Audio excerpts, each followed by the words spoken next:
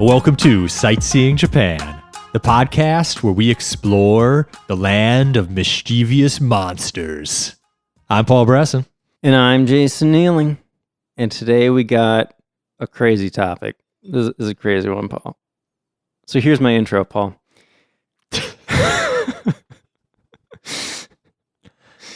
Do you know the Greek alphabet very well? I wouldn't say very well, but somewhat. Do you know what the 10th letter of the Greek alphabet is? Kappa. How did you know that?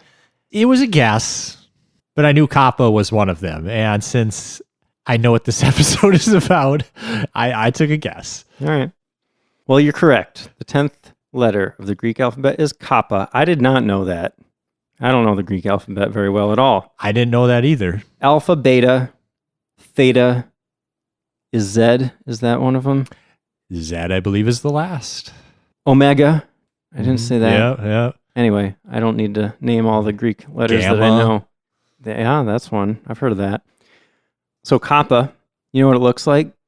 It is an aquatic creature about half What? the... No, the Greek letter. Oh. No, I don't remember what the letter looks like. It just looks like a K. It's Okay. the letter K. Apparently in the Greek numeral system, it represents the number 20. Okay. Yeah. There's also an Italian clothing brand called Kappa. Did you know that? Yes. You That knew- came up once or twice when I was searching for things about Kappa. Did you know that before doing your research? I didn't. Yeah, me either. So I was trying to be like origins of Kappa. Like Kappa was founded in 19 whatever. Like, no, this is what I want. They have a logo that's like two people sitting back to back, like on the ground. That's sweet. Yeah. And then for COVID, they changed it to where the two people have like a space in between them for like social distancing. Okay. Yeah. Anyway, that's not super relevant to today's topic. I just wanted to come up with some way to introduce that word Kappa. But in Japan, Kappa is a very different thing, right? Yes. Why are you looking at me like that? Is that a terrible intro? Did I just totally screw this up? So I don't want to say that, but But you totally want to say that? I have in my notes, Jason has a lead in. So I was just trying to like be quiet and I was like waiting for your lead in. And then you said that and I was like, oh, the Kappa thing, the letter thing, that's the lead in. Yeah. Okay. Yeah. No, that's cool. Well, it doesn't feel very cool now. It was educational. All right. Anyway, the Japanese Kappa is a yokai. A yokai is a type of Japanese monster. If you don't know what a yokai is, go check out episode 16. We talked all about yokai. And this is one of the craziest, weirdest, but also most popular yokai from Japanese mythology. Yeah. Essentially, they're these green reptilian type things that hang around rivers and lakes, and they hurt people and animals. Yeah. They can be portrayed as troublemakers or trickster type figures, but can also just be straight up murderers too. Yeah. I mean, they sound like super scary in some of these legends. They can be portrayed in a large number of ways, though. There are cute Kappa depictions out there. Mm-hmm. There's creepy depictions. There's scary depictions. There's a really wide range. Yeah, Kappa are a lot of different things, and it kind of depends on, at least it used to depend on where you were in Japan, too. Like, different areas had their different legends about these things. I feel like now that, media is everywhere, it's kind of more Culture gets consistent. consolidated Right. a little bit. Right. But yeah, like with any good mythology, there's all sorts of stories about them acting in different ways and different details from all over the place in Japan, because Kappa are really widespread in Japanese mythology. Yeah. But that kind of makes it fun too, because there's so many different things from all these different legends. There's so much to say about them. And as we talked about in episode 16, a lot of yokai, a lot of Japanese monsters, you can almost trace their origins to basically the idea is that a lot of these seem like they were made up to scare kids, to keep them from doing things that you don't want kids doing. That argument can definitely be made for Kappa. Yeah. So one really pretty consistent part, maybe the most consistent part of Kappa folklore, is that they will grab people at the edge of a body of water and drag them in and try to drown them. So I think it makes a lot of sense that the Kappa legends probably started with people that just didn't want their kids going near water in case they accidentally drowned or something. They're like, just stay away from there. The Kappa boogeyman's going to get you and drag you under. Yeah, if you got little kids, be like, don't go play next to the river, especially when adults not around. That is not a good idea. Mm-hmm. Yeah, totally makes sense.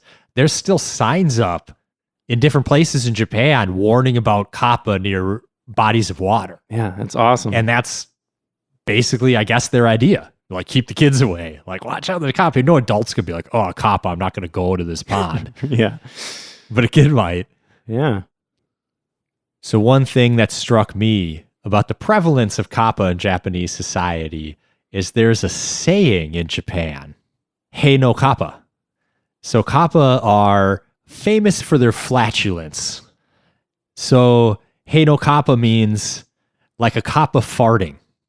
So basically it kind of translates roughly into like, oh, a piece of cake. Like it's so easy for a kappa to fart that it's like saying like a kappa farting is saying like, oh yeah, that'll be no problem. That'll be a piece of cake. It's awesome. That's kind of funny. Did you know, Jason, that Bowser was made in the likeness of a kappa? No. He's maybe not exactly a kappa, but he kind of looks like a kappa. He's got a shell. He's got the turtle shell. He's got the coloring, the scaly skin. Sure. And think about his name. His name is King Bowser Koopa. Koopa, Kappa, Koopa. I did get the connection between, I didn't think of Bowser specifically, but Koopa and Kappa. Actually, you know what? I was telling Yia about my research because I just thought, Kappa are so freaking cool. And she's like, wait a minute. What about those guys with shells in Mario? Yeah. And I was like, wait, you mean the Koopas? Oh, holy crap. Koopa. Kappa, Koopa. Yep. And I looked it up and yeah, Koopas were inspired by Kappa legends, which makes a lot of sense. Yeah. So we've been playing video games with Kappa-derived characters in them basically our whole lives. Yeah. Yeah, and one we of those didn't even things- know it. We didn't even know all the lore. I'm glad I know the lore now. Yeah, you just think, oh, this is a weird Japanese thing. And then The things I'm going to think about Bowser now, like, oh. he never goes near water, though. He's more into fire, it seems like. Yeah. I saw that was like the one big difference, really, is that like you don't see Koopas in water. Yeah. Interesting. Yeah. Well, as we get to the end of the intro here, I just wanted to put out a little warning in case you don't want to hear stuff about, there's some kind of disturbing stuff. We're going to talk about murder. We're going to talk about miscarriages a bit. And I don't know, there's just a lot of creepy, disturbing stuff about Kappa. So be warned. Fair warning. A lot of these legends are old. Things that are maybe off limits now weren't in the past. Yeah. All right, let's talk about some Kappa history a little bit. Okay. But there's not a ton to say because the Kappa's origins are pretty hard to pin down. It seems like before the Edo period, which started around the 1600s, the legends about Kappa were kind of spread around different parts of the country and they weren't like super popular or well known perhaps. And there was kind of just a lot of different stuff going on. So I found a list of 6 theories. Wow. Yeah, 6 theories about where the Kappa idea came from. And I don't necessarily want to go through every single one of them, but I'll mention at least the more interesting ones. Okay. So some people think that the Kappa is the Kawa no Kami, or the river god, which is mentioned in the Nihon Shoki, which is that really old historical/mythological text from the 8th century. I saw that as well, but that's a very vague mention with no details. Right. And then it's a long, long time after that until like a real mention of Kappa is recorded anywhere. Exactly. It's pretty tenuous. But maybe. Some people think that the word Kappa was first used in reference to leech babies. What's a leech baby? A leech baby is a stillborn baby that people would toss into the river to dispose of them. And this could even happen actually with living babies. If the family was too poor to support them and they just needed to get rid of them, they just throw them in the river, let them drown. Supposedly. Pretty dark. Well, that's not confirmed. I mean, I believe it. It seems like that could very realistically have happened, right? Yeah, but it's not confirmed. That's really hard to archaeologically confirm. Okay. Well, the idea was that maybe people told their kids these stories about Kappa kind of as a way to explain these little bodies floating down the river so the kids wouldn't be as freaked out if they saw it, I guess. It's pretty dark, man. Yeah. Yeah. I heard potentially those babies became Kappa. Well, like the legend is that they turn into Kappa? Yeah. Oh. The souls of those babies become the river spirits that are Kappa. That's interesting. Because, we'll get into details of Kappa later, but there's human-like qualities to Kappa. Yeah. Another theory I saw, some people say that the image of the Kappa was inspired by Portuguese monks in the 1600s. And this is going to make more sense when we get into what Kappa actually looked like. But these monks would have worn these big cloaks with hoods that hung down their backs. And I think we already mentioned, right, that Kappa have like these turtle shell sort of things. So maybe the hood was like the shell. Yeah. And then also Kappa have like these, like a circle of hair on their head, kind of like the monks have, the middle of their head shaved and they just got the circle. That ridiculous hairstyle. Yeah. That like...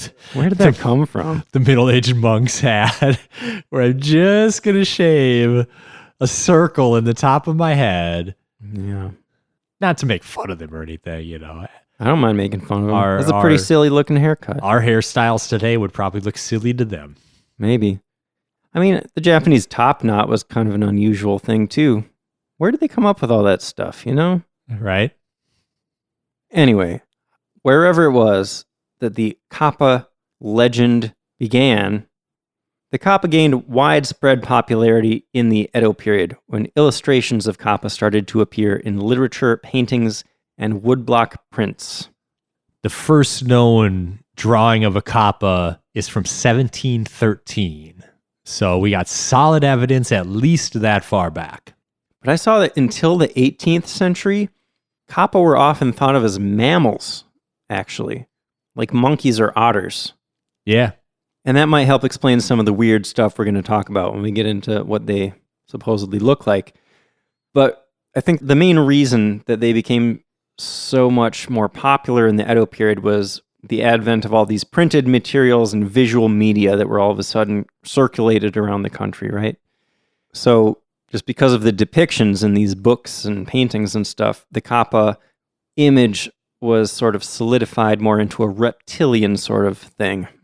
Mm-hmm.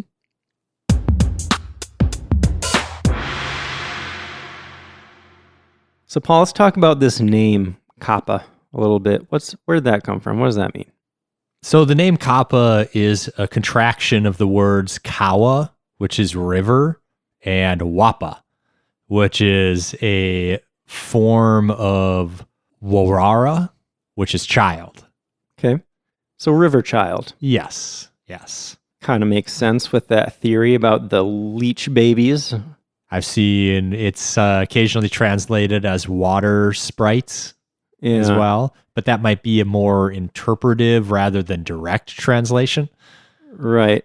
And I don't know, water sprite, for some reason to me, like the word sprite brings to mind fairies or something. Same here, yeah. Like it doesn't sound nearly creepy enough for what this thing actually is, right. I see fairies as this beautiful thing flying through the air. I see a Kappa as this little monster like stomping through the swamp, like totally different images in my head. Ugh, they're so creepy. So I like some of these other names for Kappa because there are a ton of them, really. You got Kawataro, which is river boy. You got Komahiki, which is horse puller. Because they like to pull horses into the water. Yeah. Kawatora, which is river tiger. That sounds a little too cool. Yeah. Like they're not. No, they're not that cool. They're not as cool as tigers.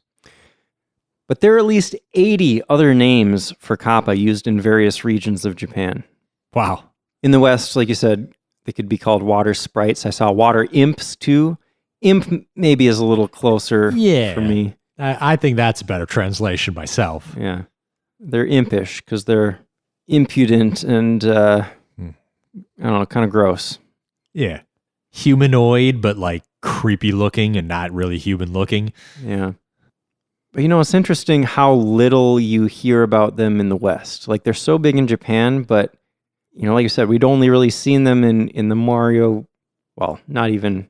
We saw little references to them in the Mario games, but yeah, I feel like most people in the U.S. at least haven't really heard of kappa. Agreed. They're too weird. Agreed. I'd heard of them, but I'm a weeb. Where do you think is the first place you heard of the kappa?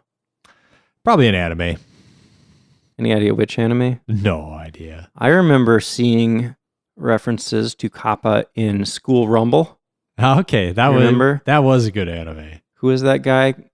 Kurasuma or something? Kurasuma, yeah, the straight man. Yeah, he had like a rain suit that made him look like a kappa. Oh, yeah, he had a shell and a little beak on, beak, and he's holding this giant leaf over him. All right, we got to stop alluding to all these features and just actually get to what a kappa looks like. Yeah, you're right. What does a kappa look like, Paul? Kappas have scaly reptilian type skin. Okay, I have some stuff here because a lot of people do say they're like reptilian, but some other places it seemed like they were more amphibious. Like they could have smooth, slimy skin, or they could have scales. Maybe it's different parts of the country had different ideas about them. Yeah, definitely. I saw that too. Like scaly one place, more slimy in another place. Yeah. I saw that they have webbed hands and feet. Yeah. And they can swim really fast. Yeah, they're super good at swimming. Like they can swim as well as fish. Yeah, I kept saying they swim like a fish, but I think it must mean like swim as fast or as well as a fish. Right. But they're a bit clumsy on land. They feel at home in the water. Yeah, so they have arms and legs. They're humanoid. They're only about half the size or so of a human. They look like a 10-year-old child. Yeah, size-wise. I kept seeing the size of a child, age 6 to 10 or so, somewhere around there. They have the head of a monkey, I saw a lot of places say, which kind of, goes back to the very earliest ideas of them being a mammal-like creature, right? But they have a beak. Yeah, that's weird. Though they can talk in not in English, I guess. They can talk in Japanese. Yeah. Like they can talk in human languages, even though they have a beak. Yeah, but they're magical creatures, right? They can do whatever they want. Yeah. As for the color, it seems like there's a bit of a range between maybe yellowish and bluish or greenish. Some people even say that they can change color like a chameleon. Okay. They tend to have long, shaggy hair. Yeah. But it's in the weird monk cut, right? Mm-hmm. Yeah. Because probably the most important feature of a kappa is that they have a bowl-like indentation in the top of their heads. And it's filled with water. When they're not in the water. Right. Well, when they're in the water, it's filled with water too. I guess so. Yeah. Gotcha. You got me. That's my win for the day. You win. It's hard to get Jason. Is it? It is. Is that how you feel? It is. Until I get a few whiskeys in you. Yeah, this dish in their head is really important because carrying water in their head dish is what gives them their powers. So if they're walking around on land and they spill the water out of their head indent, they lose their powers. Yep.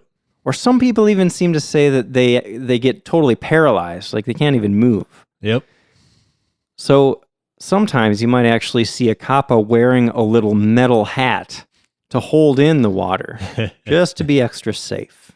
And the indent in the top of their head is called a sara. Yeah. Osara is actually the Japanese word for plate. So it's like a head plate or a head dish, I guess. Head dish. Yeah. Paul, did you see anything about how kappa smell? They smell like fish, Jason. Yeah. I mean, these guys are pretty gross by pretty much any metric, you know? They look gross. They smell bad. They're slimy. They feel gross. I didn't even think about feeling one. Yeah. But even though they're small, they're extremely strong. Yeah, stronger than a grown man. Yeah. Did you see about their arms? Yeah. The thing that says that their arms are like connected inside their shell. Is that what you mean? But not connected to like the rest of their skeletal structure. Yeah. Their arms are like connected to each other so that if you pull one of their arms, it gets longer and then their other arm gets shorter. Yeah. Like or if they're like reaching out to grab you, their arm can like become almost both arms and like reach extra far and get you. What if they try to reach like too far and then their arms just kind of shoot out of their shell and like go flop on the ground and all of a sudden they don't have any arms anymore? Here's the thing. I also saw a bunch of legends saying that it was easy to rip their arms off. Yeah, right? But I was like, you should mention like ripping an arm off, but I was like, wouldn't they both come out? Yeah, so there's a little inconsistency there too. Those ideas seem to contradict each other. But something with their arms. Yeah. Always something with their arms. Right. Another interesting thing about Kappa is their butt. Kappas have 3 anuses, if you can believe that. So they can fart 3 times as much as a human. Yep. They are known for their flatulence. Yeah. Imagine. I know a person or two that already like farts way too much. Times that by 3. My God. My God. You want to name any names? Who are these people? I shouldn't. Can you tell me off air? You can guess. Well, I can guess one of them. Don't say it. Don't say it. I don't think he listens to the podcast anyway. If he does, he's going to stop. But you know, everyone's met someone that it's like, bro, that's a little too often. Yeah. I can understand one bad day, but this is every day. Or you're just a little too open about it, you know? Like, I'm not even going to try to hide it. Can you go like squeeze one off in the corner when I'm not paying attention or something? Like, just save it up for the bathroom. Instead of crop dusting the whole room? Like, dang. Yeah. It's not Jason. It's not Jason.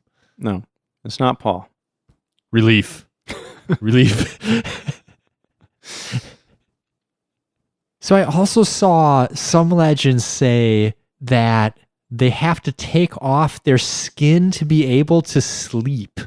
What? But that without their skin, they're defenseless and can't get back into the water. I did not see that. So if you catch them without their skin, you got them. So like they're peeling off their skin and then they're just like a skeleton with muscle on it or something? I didn't get quite the full details. I was wondering too. Like, I think they peeled off like the scaly part that was waterproof. Maybe that's why they couldn't go back in the water, but I don't know what that left them with. My brain almost thinks maybe it was like a translation error and that's like they take off their shell or something. That would make more sense to me. Yeah, maybe they take out, their skin, they're defenseless without their shell. That makes a little sense. I don't know. If they laid down to sleep, their bowl would empty. Well, I would think that they would sleep underwater. Right, most of the time. Yeah, this must be only when they're on land.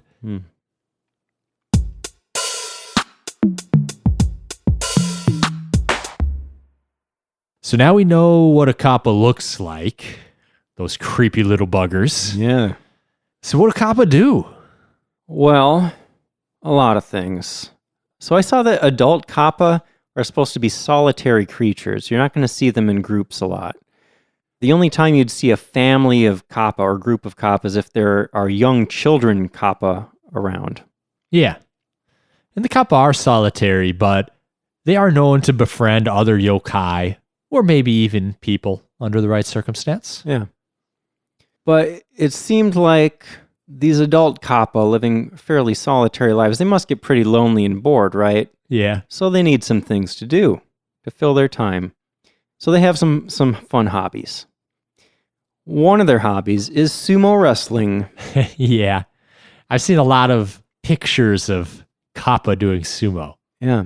At first I thought, oh, the Kappa are like fighting each other, but no. They will challenge humans to wrestle them, right? Yeah, they take a special delight in challenging their victims to a match of sumo. Yeah. Another thing they like to do is look up women's kimono if they get too close to water. Mm-hmm.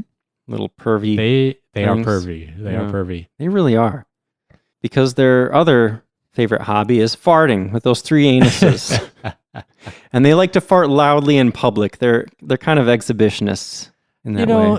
If you had 3 anuses, there's probably no use in even trying to hide it. So you might as well own it, right? I guess so. So here's a question. Do you think the gas builds up in kind of one centralized place and then they release it out of 3 anuses at the same time? Or do you think each anus kind of builds up gas at a different time and then they're just kind of running around tooting out of a different anus? You know what I mean? That's a great question. I imagined it as each anus having its own particular farts rather than farting out of all 3 at the same time. Yeah. Yeah, I mean, otherwise, what's the point of the 3 anuses, right? Unless you just have so much gas, it needs to be released from 3 places at the same time. Yeah, I mean, I guess it depends a little bit what their intestine and digestion looks like, right? Yeah. Which we don't know. The myths don't cover that. Somebody needs to do more research into Kappa anatomy, I think. Yeah. We need to get that arm question answered, too. Right? Yeah. I saw they have one other hobby as well. Sumo's their big thing, but they also like shogi, Japanese chess. Mm-hmm. So you might catch a Kappa playing shogi, or maybe they'll challenge you to a round. And you don't want to know what they're going to do to you if you lose. Kind of do. What do they do, Paul? We'll get to that. Okay. But first, let's talk about the type of food that they eat, because there's a lot of very specific myths about food that Kappa like. Yeah, what's giving them all this gas? Cucumbers, probably. Are cucumbers known for making people gassy? No, but it's their favorite food, and it's what they seem to be eating the most. And maybe it's that special Kappa anatomy. Maybe they just... Yeah. It's one of those things where it's like you're lactose intolerant, but you love cheese, you know? You silly Kappa. Cucumbers are meant for humans. Yeah. But Kappa love cucumbers. Kappa can't really get enough cucumbers. That's very true. So at festivals, people might offer cucumbers to the Kappa. In Edo, which is now Tokyo, there was a tradition where people would write the names of their family members on cucumbers and then send them down the river to basically ask the Kappa to leave their family alone. Yeah. Okay, these are my family members. Now that you know their names, just be nice to them, okay? Oh, Jason-san sent me a cucumber. All right, I won't eat him next time he comes to the river. Yeah. So I saw another little contradictory part where there's parts of Japan where they say if you eat a cucumber before you go swimming, it'll prevent you from getting attacked by a Kappa. But in other parts of Japan, that ensures that you get attacked by a Kappa. Yeah, that's not helpful. How do you know? You got to look up the local legends before each body of water you go into. Ask the locals, I guess. Are these Kappa the ones that are going to rip me apart or leave me alone? It kind of makes more sense to me that they would attack you because maybe they can smell the cucumber inside you and they're just like, let me rip that guy apart to get at the cucumber in there. Right. This guy smells good. Yeah. And then, of course, there's kappamaki, which is cucumber-filled sushi. Yeah. So like a cute little cucumber roll is called a kappamaki because it's just so widely recognized that everyone knows Kappa like cucumbers. So you hear that name, you know it's a cucumber dish. Yeah, you will see that on plenty of sushi restaurant menus. One of my favorites. It's a pretty good one. There are a few other foods they sometimes are said to like. I heard eggplant could be enjoyed by Kappa. Did you hear any others? I did. Soba. Noodles. Everyone likes noodles. Yeah. Okay. Soba's good. Natto. Oh, natto's kind of gross. I could see a Kappa eating it. I have some natto in the freezer right now. What? Yeah. What are you doing with natto? It's super healthy. I just eat natto with rice and maybe an egg. Sprinkle some shichimi togarashi on there. Maybe some white pepper, some soy sauce. Okay, anything to make the natto not taste like natto. I like to shred up some seaweed on there too.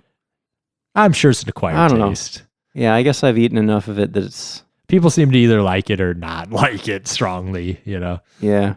I forced myself to get used to it just because it's so healthy and it's like so easy, you know? You just buy a little dish of it, stick it in the freezer, and then whenever you feel like being real healthy, you just eat a bowl of rice with some natto on top. It's really easy. Fair enough. Yeah. Another food that Kappa like is kabocha, which is the Japanese pumpkin. Which we just learned last episode is a fall food. Yeah, I guess so. Standard fall food.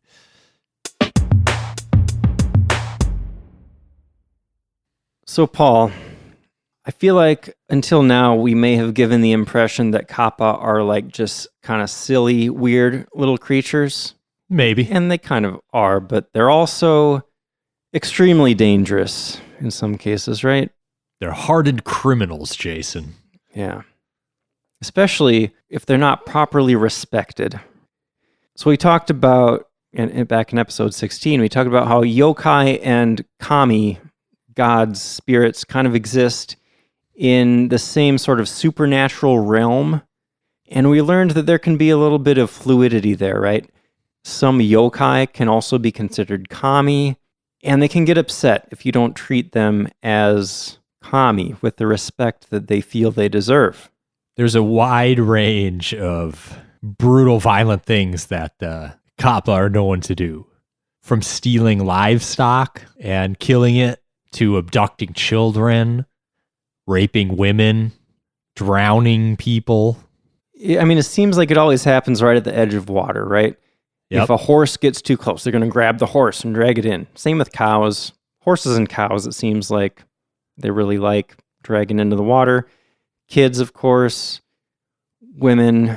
I mean, anything that gets too close to the water, they might just decide, hey, I'm going to drag that into the water and drown it. Right, and it's so scary because they're so strong and they love sumo, so they're good wrestlers. Yeah. So if you get too close, they'll grab you. And once they got you, it's tough to get out of their clutches. They're going to drag you into the river and drown you. Yeah. They will even eat human flesh and livers, and they will drink human blood. Yep. Now, Paul, we should probably talk about the Shirikodama, right? Absolutely. We have to. Yeah, this is maybe the craziest part of the Kappa folklore. Kappa are obsessed with Shirikodama. Yeah. Which is a jewel that's thought to contain a person's life force or soul, perhaps. And this happens to be located in a person's anus. Yeah. So, some places called it a jewel. Some places called it an organ. Like it's supposed to be part of the human body, right? It's just the part of the human body that contains your soul. And there are different theories about why the Kappa might want this. Some people say that it gives them power. Some people say that they will give it to the water dragon as like an offering. Remember we talked about that water dragon in some of the legends that we told before. Yep. Remember that? Yep. I don't know what that guy wants with this butt ball. Right. By the way, that word, Shirikodama, if you translate that directly into English, it basically translates to little butt ball.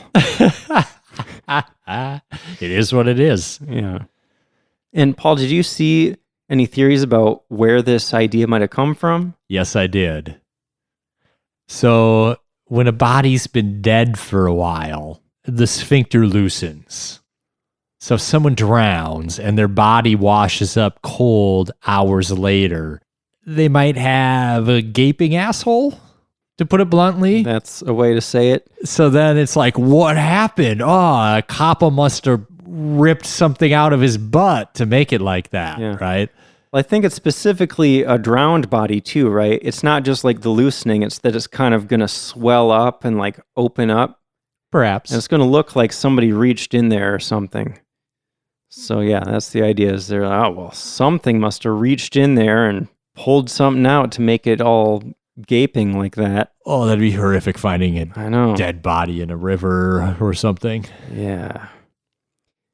There's another idea, like maybe the Kappa don't reach in there with their hand, maybe they suck it out. Yeah, that's a theory. That's pretty gross. That is a theory. Like boba through a straw. There's lots of pictures of like Kappa coming at people's butts. Yeah. Oh man, there's a lot of hilarious art. Yeah, from the Kappa the art. 1800s. The Kappa art's as good or better than the Tanuki art. Yeah. So back to the water dragon for a second. Some people said that the Kappa would offer the Shirikodama to the water dragon. Some people said that they would offer human livers to the water dragon. Some people say that the Shirikodama is actually the liver. Or some people say that the liver, or no, wait, is it the Shirikodama is in the way? Yes, to it's in get the to way the of the liver. liver. They ripped it out to get to the liver or whatever other organ they wanted. Yeah. A lot of different ideas there. So I saw there's one other thing Kappa are accused of doing that's a little bit more on the mischievous side, but also really perverted, is that Kappa might lay in wait inside of a toilet. And when you sit down on it, reach up and fondle your cheeks. So I saw specifically they would hide in women's toilets. I saw it both ways. Oh, okay. Because I did wonder about that, because it seems like most of the depictions of Kappa makes them sound like male Kappas. But then I also saw, like, there are female Kappas. Like, clearly There's lots of pictures of female Kappas. Yeah. Yeah. But I was wondering, like, is it just the male Kappa that are this perverted to, like, hang out in a toilet? Yeah. But I also thought it might be one of those things, too, where, like, the stories are different. Like, in one place, it's a story about sexual assault. In the other place, it's, like, a funny story, like, haha, he grabbed your butt. Mm-hmm. Like, people like to concho in Japan. Right. Which is, basically, like, trying to stick their fingers up your butt. Yeah. Like, Japan's always had a thing about butt stuff.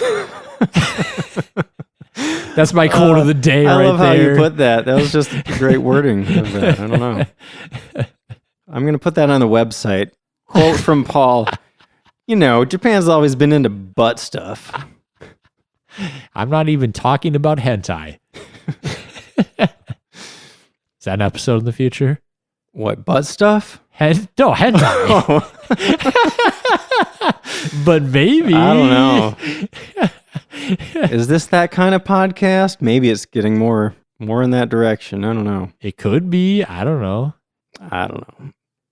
Anyways. So, this whole hiding in the toilet to grab your butt kind of thing, that might seem hard to imagine with modern toilets. Like, how does this Kappa fit into a toilet, right? Right. It's got to be like outhouse type toilets. Like, yeah. Well, in the toilets episode, I don't have the number written down, but we did an episode about toilets, and we talked about how back in the day, toilets might just be this chair with a hole in it over a river. Right. Yeah. So I think that's where this legend came from, is the Kappa are in the river and they're looking up at the people pooping into the river and they're like, oh, that's a tempting butt. I'm just going to grab that butt. Hey, ever pooping over the river and all of a sudden you're like, hey, what was that? It must have been a Kappa. It must have been a Kappa. That must have happened, right? Yeah. Maybe you just get a little splash or something. It's like, that would be a really disturbing feeling. Up or who knows? Yeah. Wow. All right, so I thought about it for a minute, Jason. Yeah. And I've made a snap decision. We have to do it. I just really want to be able to say, and today we're talking about Japanese porn. All right, but we need to do it from a purely academic point of view. Talk about like historical, Oh, of course. I wouldn't even dream of approaching that topic in any other way. I'm not sure I believe that. It's a topic I'm wholly unfamiliar with. I definitely don't believe that.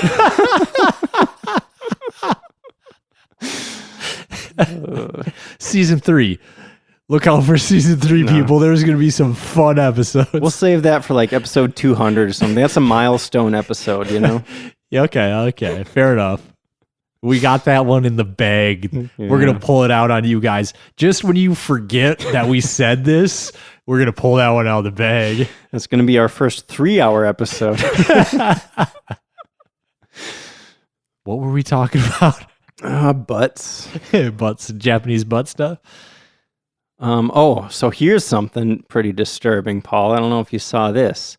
So I heard that when a kappa catches you on the toilet, it might actually reach up through your anus all the way up to your tongue, and then they grab your tongue and yank down, turning your whole body inside out so they can eat your guts.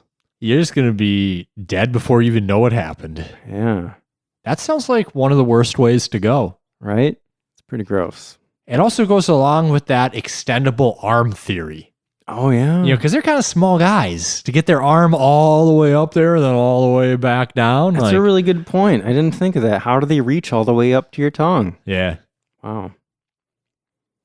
Okay, so we talked about hiding in toilets, grabbing butts. But the kappa might also hide in women's toilets to rape them. Yes. I saw stories of women getting pregnant from getting raped by a kappa. Yep. And then when the babies were born, they would be just totally, grotesque, deformed things, as you can imagine. I mean, kappa themselves are pretty gross.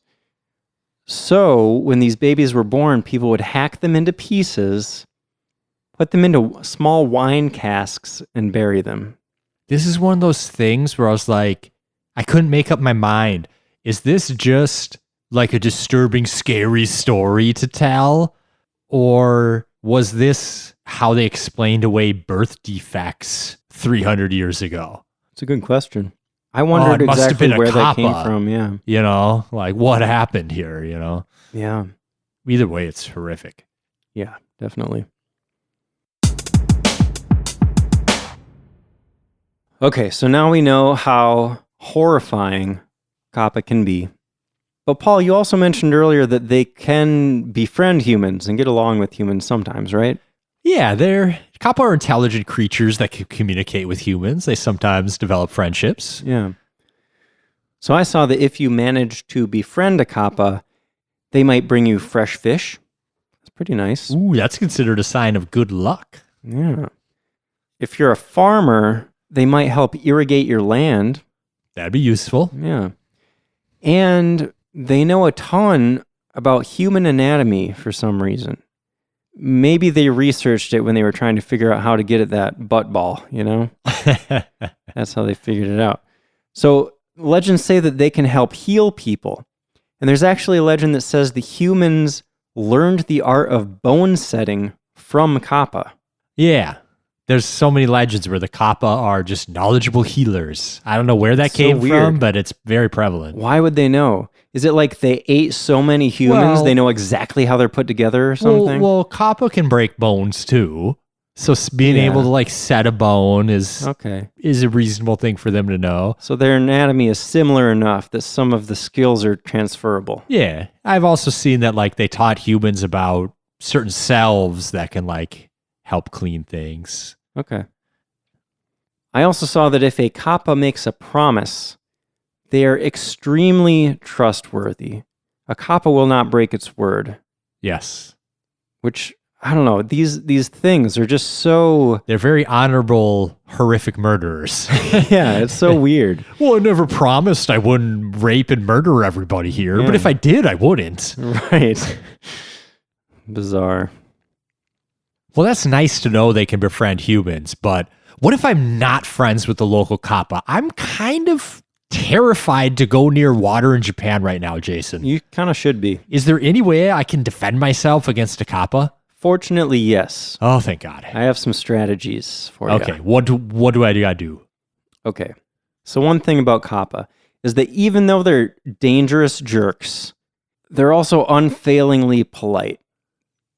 We just mentioned that they're trustworthy, but they like having good manners. Except the farting, apparently. So many contradictions here, But okay, so remember how the kappa have that dish in their head that holds water, right? Yeah, they get their power from it, right? Exactly, that's right. Well, if you bow to a kappa, it will feel obligated to bow back to you. So unless it has some sort of protective covering, it's going to spill the water out of its head, which makes it lose all of its powers. Oh. Or perhaps even completely paralyze it. So That's one strategy. Just bow to a kappa. And then it gets even better when you give it water to fill its head back up to help it out. Then it's indebted to you and it will serve you for eternity. That's awesome. Yeah. Then you got a little pet kappa that you can sick on whoever you want. Oh, asshole Steve down the road drowned last weekend. What a shame. Strange. So since kappa like sumo wrestling too, we talked about that. That's another opportunity to get them to spill the water from their head. They might just get too into the sumo. They're not paying attention. All of a sudden, no water in their head. Yeah, they're really strong, but you'd at least have more of a fighting chance if you didn't necessarily even need to flip them. All you needed to do is get them to kind of like bend over and start losing water and losing power. Yeah. It give you a hope that Definitely. maybe you could win. Mm-hmm. Also, we talked about their weird arm stuff before. If you manage to detach an arm from a kappa, they'll perform favors or share their knowledge in order to get it back.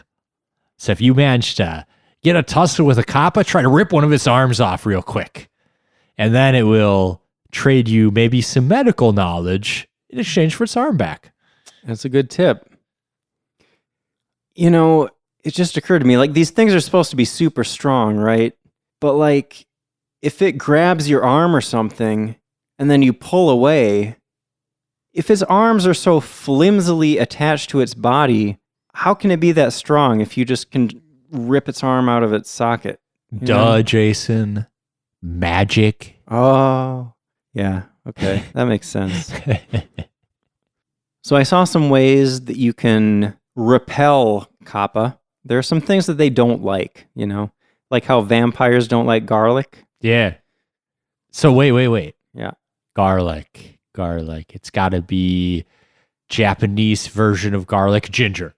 You got it. Ginger is one of them. It's almost like I researched this topic or something. Almost. How weird. They also don't like sesame. Oh, all the best stuff. Kappas are weird and creepy, bro. That's an understatement. What else don't they like? They don't like iron or really metal of any kind. Well, that's random. Yeah. Except the metal helmets they wear. Yeah, what's up with that? Mythical contradictions. What are you going to do? Yeah. They also don't like loud noises.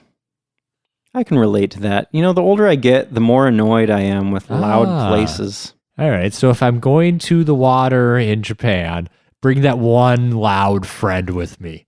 Yeah. Yeah. All right. Loud friends are useful sometimes. Sure. Maybe let Steve live just so you can bring him along, you know? No, not Steve. Someone else. Steve's just the worst. He's not worth it. You know Steve, bro. You know. Oh, I know. I apologize to all the other Steves in my life that are not like that. There are wonderful Steves out there. There's just this one guy. Yeah, that guy. Yeah. Anyways, the Kappa took care of him. We're good. Yeah. Another way to drive away Kappa, as much as they like their own farts, they don't like being farted on, apparently. I mean, who does, really? So there's this really famous painting of a man farting like in a Kappa's face, right? I that think you I see need all over the place. I need to buy a print of that and frame it and put it on my wall. I saw this painting everywhere, and then I finally saw an explanation for this painting.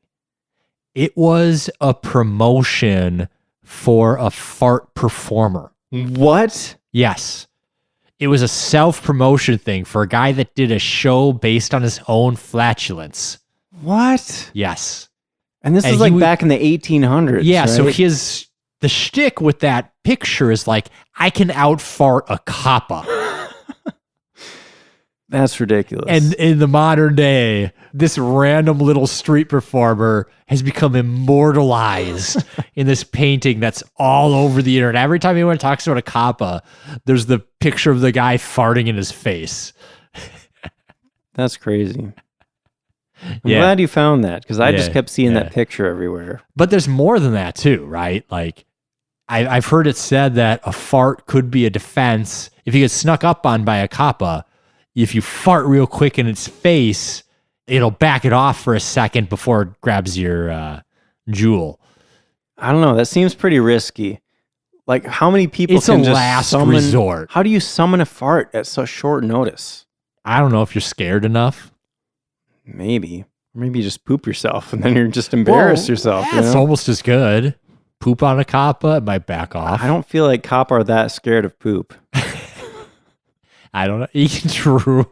If they're digging around up there, they're prepared to get their hands dirty. Right.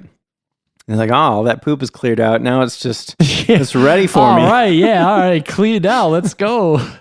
You're just encouraging it. Yeah. We got to do that porn episode. Oh, jeez. This episode's bad enough. This is getting worse.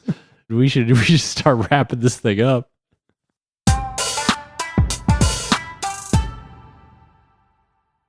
So we talked about all these historical perceptions of Kappa, but they're not quite seen the same way these days, are they? No, I'd say the majority of representations of Kappa these days are far more on the cute side than the creepy side. Mm-hmm. They become mascots and plushies and cute little character designs. Yeah, it kind of reminded me of how the Tanuki image has transformed over time, right? Or really a lot of yokai. Like, they're more treated as cutesy characters now than scary, dangerous things. But not all. A lot, yeah. Yeah. Like, it's funny, yeah, like Oni and Tengu are still like pretty universally like scary things. Yeah. But maybe like the more animal based, Tanuki, and it's easier to make a Tanuki look cute than like some sort of demon Oni. Maybe that's it. I don't know. Japan's got such the kawaii culture. It's kind of easy to like make a Kappa look cute. You turn it a little more turtly, make it a little softer, a little cuter. It'll look kind of like a child. Yeah, it's got they like turn the bowl on the head into like a little lily pad thing. That looks kind of cute. Yeah. So I saw that this cutesy kind of trend started around the 1950s. There were a couple manga by this guy, Shimizu Kon. The manga were called Kappa Kawataro and Kappa Tengoku. And they're really cutesy depictions of Kappa. Did you see any of that? No. Well, they're really cutesy. You'll just have to trust me on that.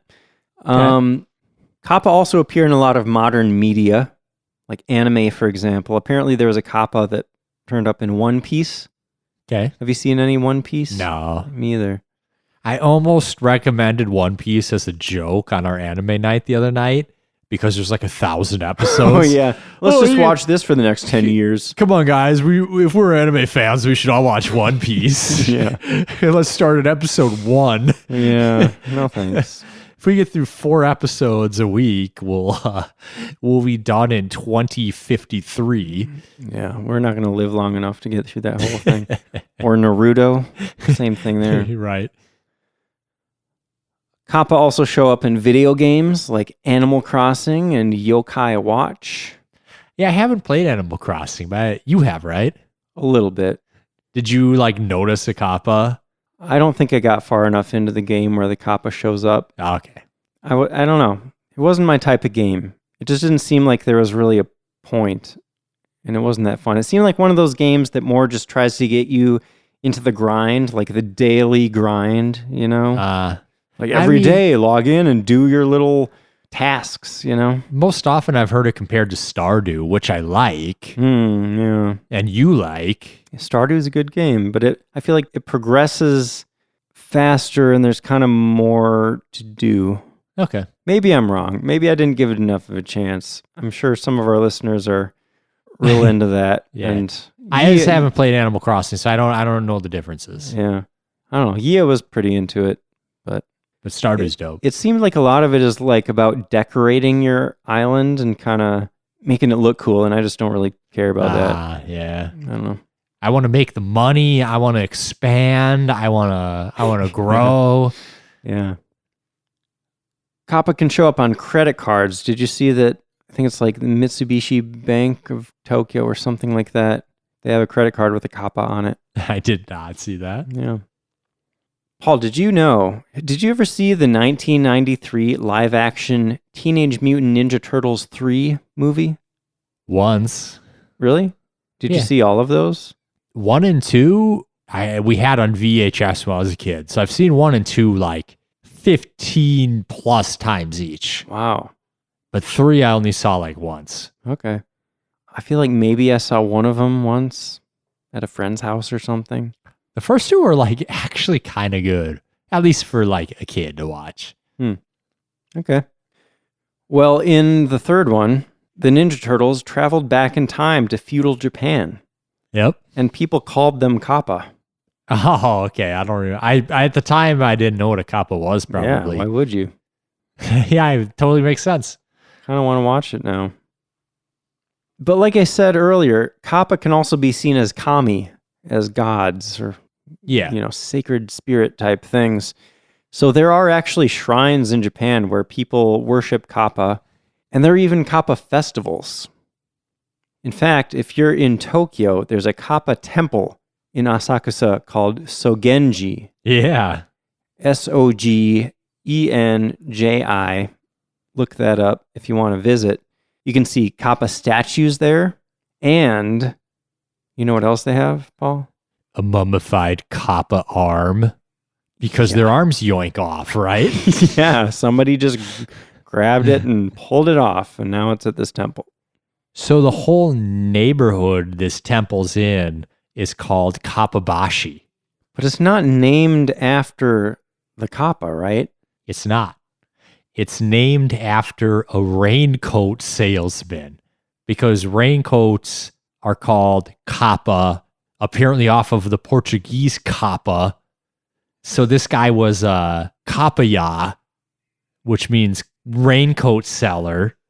This raincoat seller funded the construction of a canal to a nearby river to mitigate flooding.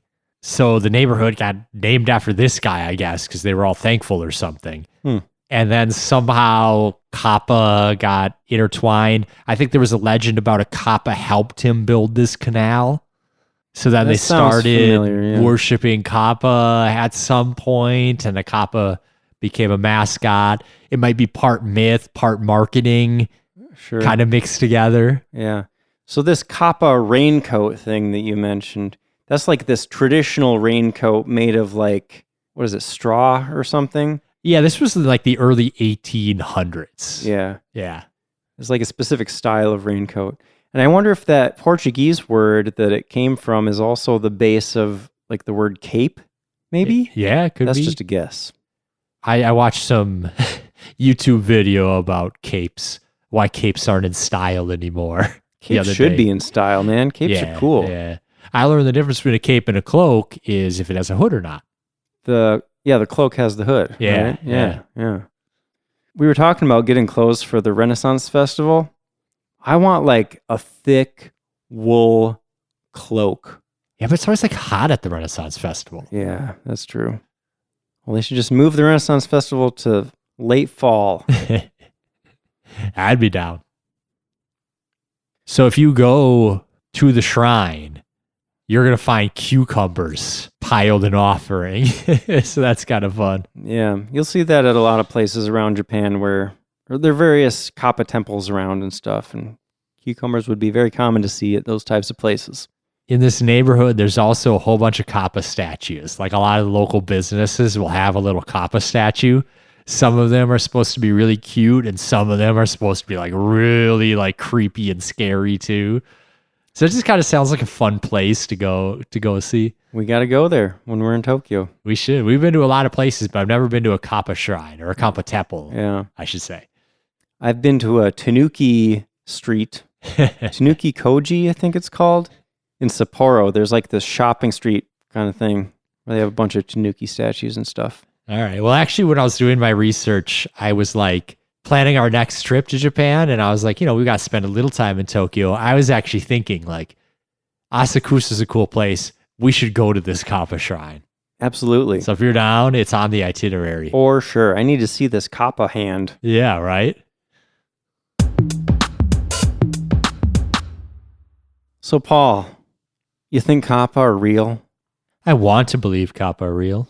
It would be fun to believe in a world where that kind of thing can happen. Yeah. But assuming Kappa aren't real, which my rational brain tells me is probably the case, Most likely, I guess. there are some candidates that could have inspired tales of Kappa. One I thought especially intriguing was the otter. They live in rivers, they're nocturnal, and they sometimes do like the stand up on their hind legs and look around thing. So an otter like doing that in the moonlight in a lake, they would look like a child size, looking around. They might look slimy or scaly for like all the water like dripping off them, reflecting in the moonlight. And the early tales of Kappa we learned may have been mammal based. So it might have started as an otter-like night creature that morphed over time into a more reptilian because that made more sense to people in water or something. Yeah. It does seem like that could be a very likely explanation. I also saw, and maybe this is more of a recent theory, but I saw some people say that Kappa could be based on the Japanese giant salamander. I totally believe that. Yeah, those things are pretty creepy looking. They're huge. They can grow up to 5 feet long. Yeah. And they're also known to grab their prey with their strong jaws and pull them into water. Yeah. But they don't have shells. True. But they are like slimy Yeah. and reptilian. And, in some parts of the country, the original Kappa legends didn't involve shells. I saw that actually in the east of Japan, Kappa had the turtle shells, but in the west, that was where they were considered more hairy and monkey-like.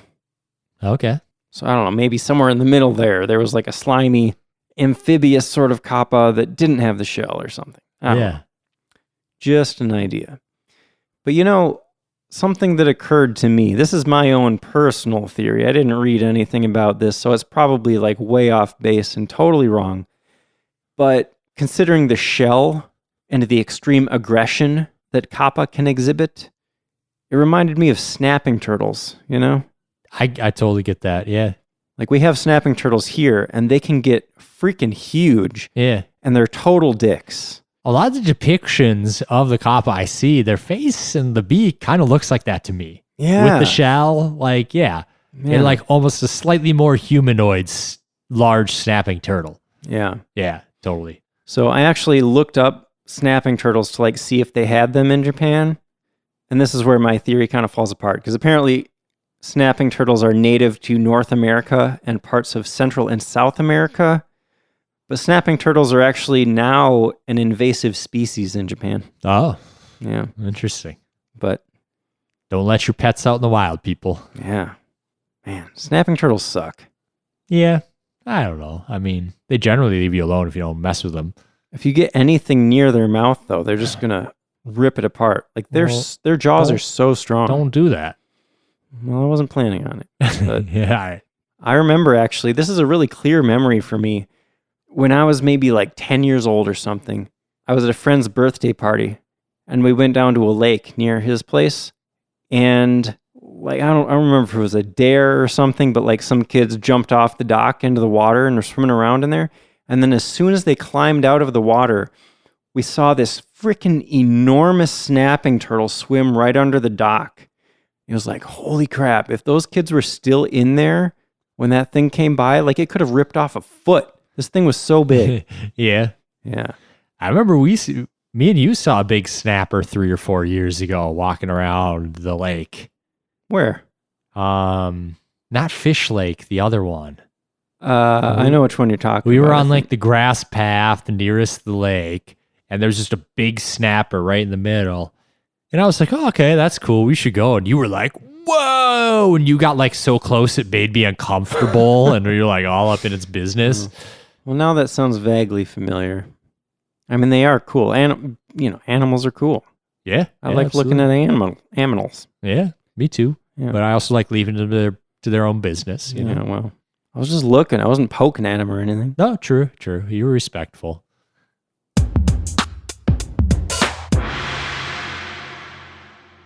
Well, a Kappa episode wouldn't be complete without a couple folk tales, right, Paul? Okay. What do you got? What do you got for us today? Well, I have a couple stories. How many do you have? All I have is like one very brief story. Okay. I have one about a man named Genta. Okay. Have you heard this one? No? Oh, good. So once there was a man named Genta, and he lived in the village of Kawachino. He was very wise and brave and greatly respected, and he had a big house near a river that flowed through the village. Okay. One evening, he came home from a trip, and he had his servants hitch his horse to a tree by the river. Maybe you can see where this is going. Yeah. The river is a bad place to hitch your horse. So the next time Genta looked outside, he saw a Kappa dragging his horse into the river. And as if that wasn't creepy enough, Genta also saw his servant out there in some sort of trance, helping the Kappa by pouring water into the cavity on its head. What? Yeah. So Genta got pissed, but he came up with a plan. He went and got a rope from his shed. He snuck up on the Kappa from behind, and he managed to grab it and drag it away from the river and tie it up with the rope. All of a sudden, the servant popped out of his trance, and Genta told him to go hang the Kappa upside down from a tree in the garden. So the servant did that. Then Genta approached the Kappa and said, "You insolent little bastard. You think you're so great with your supernatural powers, running around stealing horses. Well, now I'm gonna kill you as a warning to all of your kind." Of course, since the Kappa was hanging upside down, he didn't have any water in his head, right? So he didn't have any powers. So he was completely helpless, and he cried out, "Please forgive me. If you let me go, I swear I'll make it up to you, I swear." And he was crying like real pitiful like, you know? So Genta felt bad for him, I guess, for some reason. He was real pitiful, apparently. And he said, "Okay, if you promise, I'll forgive you. But first, you have to confess your sins and make restitution." So the Kappa confessed that he had done many terrible things, and he promised to never pull the people from this village into the river, and he promised he would never do anything wrong ever again. Okay. And that he would make all of his fellow Kappa keep this oath as well. Oh, okay. Now that's getting good. It's a good deal, right? So Genta cut him down from the tree and untied him. But before he let the Kappa go, Genta made him turn around 3 times, reciting that oath again each time. So the Kappa did this. He knelt down and praised Genta, and then he disappeared into the river, and the village was never bothered by a Kappa again. Hey, Genta, the hero. Yeah. Nice. He's a smart dude. Nice. Yep. What do you got? The only story I really saw also involved a Kappa trying to steal a horse. And there were a couple variations. One is the horse managed to drag the Kappa back to its stable, and then the owners found it. The other one was the daughter of the horse's owner saw the Kappa trying to steal the horse and somehow tricked it back to the stable. And each time they caught the Kappa, and before letting it go, to play upon its sense of honor, they made it sign a written document saying, "I will no longer harm anyone or anything from this village." Wow. And once the Kappa signed it, they knew he would keep his word, so they let him go. All right. Yeah, it seems like a lot of these legends, they all involve Kappa dragging things into the water. Yeah. It's like the main thing. Yeah. It's always there. Don't get too close to the water is like the one theme running through everything. Yeah. So I got another story, if we have time. Okay. So this one is from Gifu Prefecture. So again, there was this Kappa terrorizing a village. He was threatening children. He was pulling horses into the river, etc., etc. Just generally being a dick, right? Mm-hmm. So a group of young men in the village decided, you know what, we're going to go after this Kappa, and we're gonna get him. Get him. So these guys were really good swimmers. So they thought, oh, let's just swim down to the Kappa's home and we'll get him that way. That doesn't seem like a great idea. Not the greatest plan. So yeah, it goes pretty much how you would expect. The Kappa was a better swimmer. So as these guys got close to his home, he shot out and started to grab him and drag him down and try to drown him, right? So the men realized that they were no match for the Kappa, underwater anyway, and they retreated. So they decided what they would do to get the Kappa next time is they would wait till he left the water and get him to spill the water out of his head. Much better plan. Yes.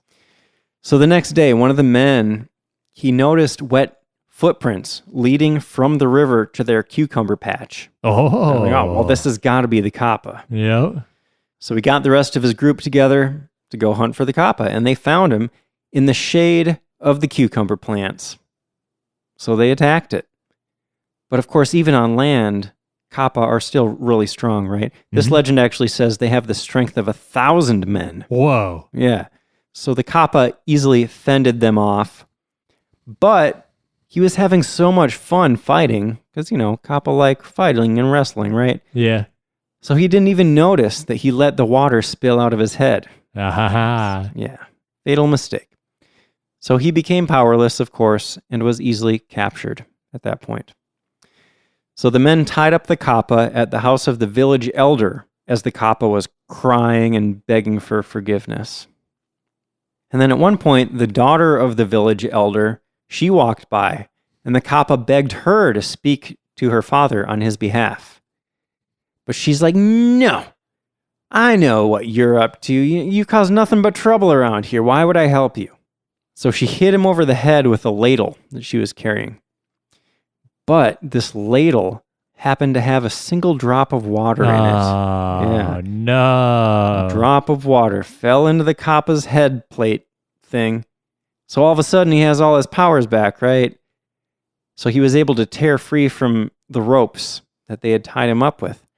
But the ropes on his right arm were tied especially well.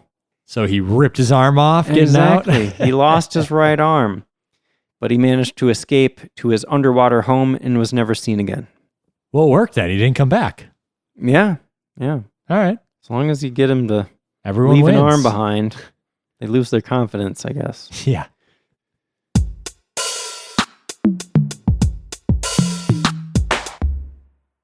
Well, that's about all the info I got on Kappa. Me too. If you're in Japan and you want to experience some Kappa, maybe even see a Kappa, Maybe. where would you go? I got a few places. Yeah. So we mentioned Sogenji, that temple, the Kappa temple in Asakusa, Yep. Tokyo. That's an easy one if you're in Tokyo. Another real cool sound and place I saw is called Kaiyodo Kappa Museum in Kochi Prefecture, which is on the island of Shikoku. That's cool. It's kind of in the middle of nowhere. Like, it looks like you need to kind of take a train to this one stop. One of those like rural stops where it's just like you get off the train and there's just a platform and you're surrounded by trees and there's nothing else around. Mean, you said Shikoku and I was like, Yeah. That's kind of what I thought. Yeah. So you kind of need to like, I don't know, you could rent a car and drive there, or you could just kind of hike a couple miles from this train station. But this place looks super cool, man. They have around 600 Kappa statues. Wow. And other artwork. And it ranges from like the cutesy, more modern depictions of Kappa to the really creepy and disturbing stuff. And then behind the museum, they have a Kappa shrine surrounded by hundreds of handmade wooden Kappa figures. So lots of Kappa to see there. And if you go there, you may as well also visit the Kaiyodo Hobby Museum Shimanto, which is just 5 minutes away. And this place also looks awesome. So Kaiyodo, that name is in the name of both of these museums. Have you ever heard of that, Kaiyodo? No, I don't think so. So it's a Japanese company that makes figurines Okay. and model kits, that kind of stuff. Like anime figurines or Gundam models, Yeah. So this museum, the Kaiyodo Hobby Museum Shimanto, they have just tons of that stuff. Like they have all these cases of different figurines, models, comics, toys from like throughout history. Doesn't that sound fun? That sounds great. Now, I did see there's also one specific place that is highly recommended if you want to actually see a real-life kappa. Would that be Tono? You got it. It's in Iwate Prefecture, and there is a shrine there dedicated to kappa, and you can go kappa fishing here. But what do you use for bait, Paul? Cucumbers, obviously. Of course, I should have known. So you rent a little pole, tie a cucumber to it, and go sit at the river and try to catch a kappa. Yeah. This specific place that's known for kappa fishing is called Kappabuchi Pool, and it's like the most famous kappa hangout in the country. Apparently, the reason that this area is so well known for kappa is that there were a bunch of kappa legends from around here that were recorded in a book called Tono Monogatari by Yanagita Kunio. Did you read anything about that? Yeah. Did you see that there's a more recent manga adaptation of that book? No, I didn't. Yeah, kind of want to read that. Okay, yeah, that'd be cool. So at that shrine, of course, you're going to see a bunch of cucumber offerings left there too, right? And there's a local legend about how the kappa in this area protected a nearby temple back in the day. And the kappa there are also supposed to grant local women who come and pray with the ability to produce an abundance of breast milk. Sounds useful. Right? They don't got to go buy all that formula. Did you hear that? The breast milk thing? Yeah. Yeah. Yeah. Okay. I don't know where that comes from. It doesn't seem to have anything else to do with kappa as far as I can tell. Yeah, it's interesting. But that seems like a fun place to visit. And like there are local shops selling little kappa gifts. Seems like that would be a really fun souvenir to bring back for somebody, you know? Yeah, absolutely. Well, that's all I got. Same here. All right. Well, hope you enjoyed hearing about these gassy, slimy, multi-anist, weird perverts. Little dudes. Yeah. Perverts. Yeah. They are that. But also cute and adorable. Adorable little perverts. There you go. All right.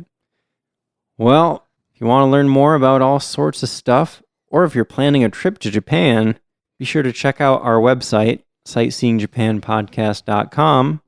And if you could spare a few moments to go leave us a review on Apple Podcasts or wherever it is you found the podcast, that would be awesome. We would very much appreciate that. Paul, what are we talking about next time? Our next episode is one of the most exciting yet. Japanese porn. No, wait. Sorry. I was going to say that doesn't sound right. Japanese beer. That's almost as exciting, right?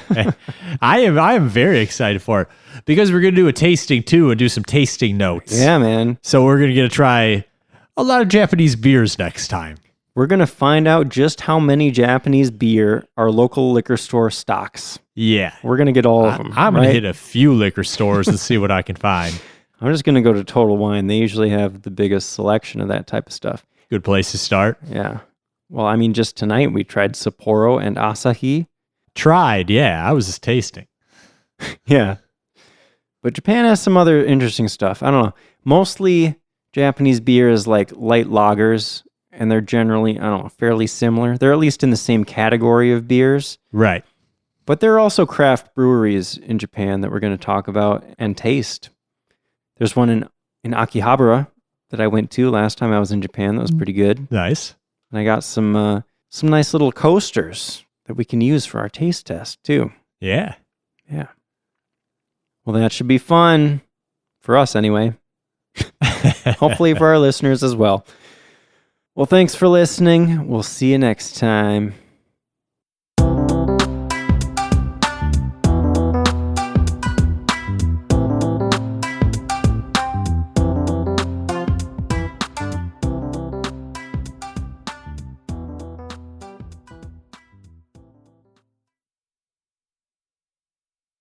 Another way to drive away kappa